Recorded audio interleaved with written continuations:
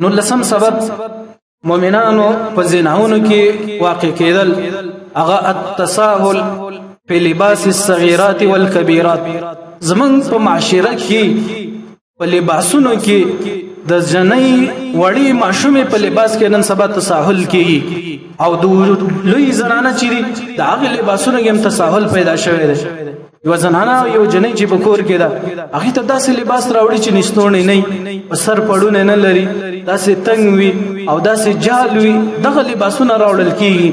نه د دې وجه نه په کور کې خپل خپلوان وزي او نه وزي، د دې وجه نه مشکلات او درې نقصانات پیدا کیږي. مؤمنانو خپل لباسونه وګورئ د خپل کورنۍ او د اهل چې د څنګه لباس دی. دا سينه چې یو زنانه د مسلمان په کور کې ده ولیکن جهنمي ده. دا خبر محمد صلی الله علیه وسلم کړی ده. رسول الله فرمایي صنفان من اهل النار لم اراهما، دو قسمه خلق دي چې د جهنم ولادي ما نه دي لیدل. یو داغینه هغه خلق دی او هغه زنانه دي چې نساء کاسیات عاریات مملات مائلات رؤوسهن كاسنمه البخت المائله. هغه زنانه دي نساء کاسیات، زنانه دي جامع اغوستي دي ولیکن څه دي عاریات بربندې دي. نن سبا داسې ناری جامع تنگ جامع د نارینه په شان دي جامع کول او لباسونه کول، حتی په وړو ماشومان جنکو کې د هغې په لباسونو کې ډېر تساهل کېږي. داسې معمولي لباس هغې ته اچولی او په دې بهانه باندې چې بس دا ماشومه ده چې غټه شوه بیا به لباس برابر شي. رسول الله هغه زنانه چې لباس اچول تنگ دی نری دی د هغې غوښه پکې ښکاري، دا کاسیات عاریات. رسول الله ما نه دي لیدلی. د ابو جهل ښځه هم داسې نه ګرځېده، د ابو لهب لورم د سینه ګرځیدا. رسول الله دا برسته زمانہ کې راځي چې کاسیات عاریات جامع اغوستي دي خو بربند دي، مؤملات مائلات داسې دي چې خپل خلکو ته مایل کېدونکي دي او نور خلک هم ځان ته مایل کوي. رؤوسهن كاسنمه البخت، داسې سرونه دي لکه د بختي د وخانو د ګوب په شان. علما د دې دوه معنی کوي. یو معنی پکې دا چې مخې ته پیکیا وربل جوړول د زنانو چې هغه ښکار یو خپل خپلوان نازي هغه یې رویت کوي یو طرف ته اړولې، دغه مراد دی. بعض علما په دې سر کې اختان راټولولو معنی کړی ده. دویمه معنی علما دا کوي چې دا هغه زنانه دي چې حیا او عزت پکې نشته او دا سرونه د نارینه او د وجه نه کته کېږي. بعضې زنانه په معاشره کې داسې وي چې په لار روانې ته به دې سرته کېږي، نظر به دې ته کته کې داسې نیغ سرونه یې نیولي بس پورته به ګوري سړو ته او کته به یې نظر نه لګي. رسول الله صلی الله علیه وسلم دغسې زنانه جهنمیانې دي. مؤمنانو د خپل د کورنۍ د لباسونو تفقد وکړئ، خپل کورنۍ مسلمان کورنۍ جوړ کړئ. خپل لور د محمد صلی الله علیه وسلم په لباس باندې پټه کړه، خپل زوجه او بیبي د محمد صلی الله علیه وسلم په لباس او په زوجاتو باندې پټه کړه.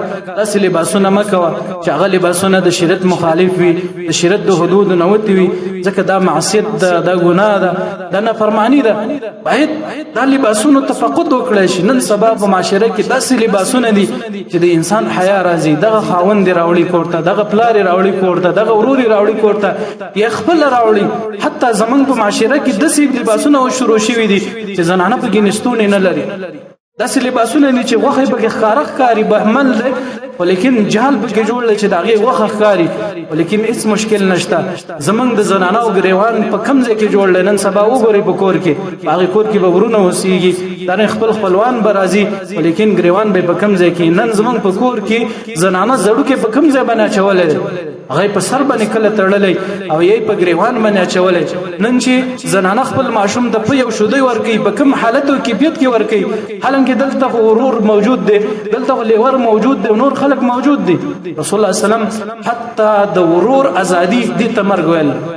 صحابي ته بوس کې یا رسول الله ارایت الحمو، ما ته خبر د لیور راکړه چې دا کور ته ځي راځي. رسول الله صلی الله علیه وسلم ورته چې الحمو الموت، د خپل خپلوان چې راځي دا مرګ.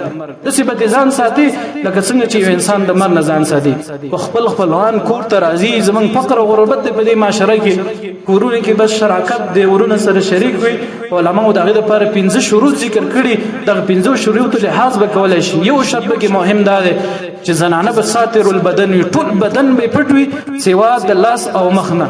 نور به یو زم نخ کاری ټول بدن به پټوي نو خپل خپلوان کور تراشي نو هغه کول شي چې لبي نو تستړمی شي وي ولیکن به و سرزان لکینی نه بکوټه کې داغه سبب خلوت نه کی داغه سر به یوازواله نه کی نو مؤمنانو د خپل کورونو تفقد او تلاش وکي د دې لپاره چې د مسلمانانو مؤمنانو کورونه عفیف پاتې شي پاکدامن پاتې شي داغه عزتونه لوټ نکړي شي عزتونه او داغه ته نقصان او ضرر او ضربه ونه رسي ټول مشکلات چې پیدا کیږي د قریب او د نږدې نه پیدا کیږي لږ سړی زما استا کور ته نشي راتللی نو د دې تاسو فکر وکړئ او سوچ وکړئ